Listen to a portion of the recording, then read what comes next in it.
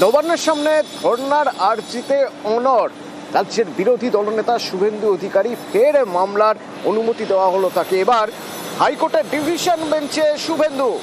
নবান্নর সামনে ধর্না চেয়ে আর্জি, সিঙ্গেল বেঞ্চের রায়কে চ্যালেঞ্জ করে।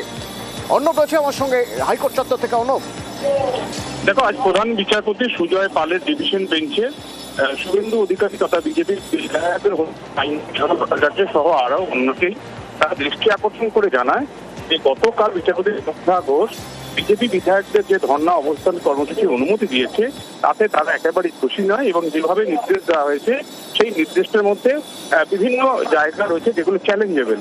তাই তারা জরুরি ভিত্তিতে মামলা দায়ের করার অনুমতি চাইছেন এবং এর শুনানি চাইছেন। যেহেতু আজ দ্বিতীয়ার্ধে কালকে জলপাইগুড়ি সার্কিট বেঞ্চের উদ্বোধন নিজস্ব ভবনের, তাই বিকেলে যাবেন প্রধান বিচারপতি, তাই মামলার অনুমতি দিয়েছেন এবং সোমবার তিনি মামলাটি শুনানি করবেন।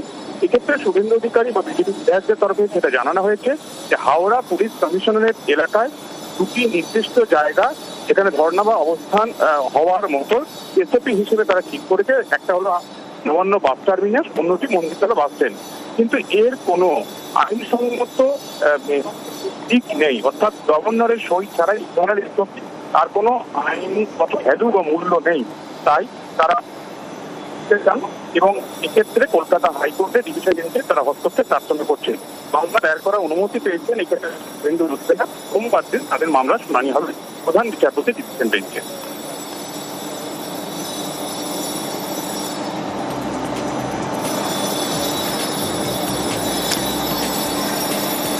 বিজেপি বিধায়ক শঙ্কর ঘোষ এ প্রসঙ্গে কি বলছেন শুভ?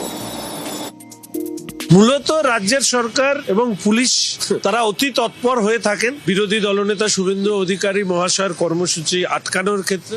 হাইকোর্টে 100-রও বেশি মামলা করে আমাদের কর্মসূচির অনুমতি নিতে হয়েছে। তো একটা অনুমতি দিয়েছেন, কিন্তু আমরা সেই অনুমতিতে সন্তুষ্ট নই। পিসফুল ডেমনস্ট্রেশনের জন্য আমরা ডিভিশন বেঞ্চে আবেদন করব এবং আমরা নবান্নের সামনে এই অবস্থান করতে চাই। আদালত যেভাবে নির্দেশ দেবে সেই মতন আমরা দায়িত্ব পালন করব।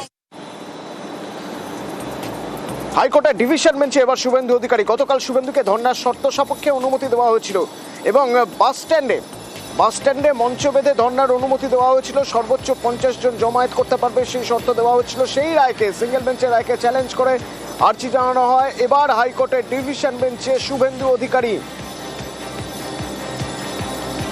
মামলার অনুমতি দিলে প্রধান বিচারপতির বেঞ্চ।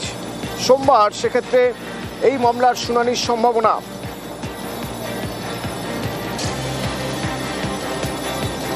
অরূপ চক্রবর্তী আমার সঙ্গে ফোনে রয়েছেন, তৃণমূল নেতা। শুভেন্দু অধিকারী এবার হাইকোর্টের ডিভিশন বেঞ্চে তিনি ধর্ণা দিতে চান নবান্নর সামনেই এই আর্জি নিয়ে এবং বিধায়ক শঙ্কর ঘোষ দাবি করছেন যে যতবার তারা কোনো রাজনৈতিক কর্মসূচি করতে যাচ্ছেন ততবারই তাদের বাধা দেওয়া হচ্ছে। প্রথম কথা হচ্ছে তৃণমূলকেই টুকতে হয়। আজকে ধরুন তৃণমূলের সাংসদরা ডেরেক ওব্রায়েন, মহুয়া মৈত্র, শতাব্দী রায়, তারা যখন স্বরাষ্ট্র মন্ত্রকের বাইরে প্রতিবাদ করেছেন, দিল্লি পুলিশ তাদের সাথে কি আচরণ করেছিল? মারতে মারতে চ্যাংদোলা করে তুলে দিয়েছিল। এই তারপরে শুভেন্দু অধিকারী দোকান কাটা না হলে তো এই জিনিস হয় না। নবান্নের সামনে প্রতিবাদ করতে হবে। কেন? কারণ তৃণমূল প্রতিবাদ করেছে। কারণ তৃণমূলের সাথে যে আচরণ করা হয়েছে তাদের সাথে কি আচরণ করা হবে? ওকে 21শে জুলাই মিছিল করতে হবে, কারণ তৃণমূলের সমিতি। যে কদিন আগে মমতাদি যাদবপুর থেকে মিছিল করলো, শুভেন্দুকেও যাদবপুর থেকেই মিছিল করতে হবে।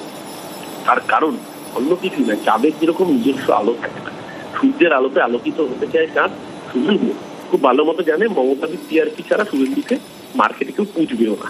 এই যে মিডিয়ার আপনারা নাম বলছেন, কারণ মমতা ব্যানার্জিকে অনুকরণ করে ওকে রাজনীতিতে টিকে থাকতে হয়। তো যাদের অস্তিত্বটাই রয়েছে মমতা ব্যানার্জি নির্ভর, মমতা ব্যানার্জি, অভিষেক ব্যানার্জি কেন্দ্রিক, স্বাভাবিকভাবে ক্লাসের ফেল করা ছাত্র ফার্স্ট বয়কে যতই টুকু ক্লাসে ফার্স্ট বয় হয় না। ফেল করা ছাত্র ফেলুরামি থাকে, শুভেন্দু অধিকারী দল ফেলুরামি থাকবে।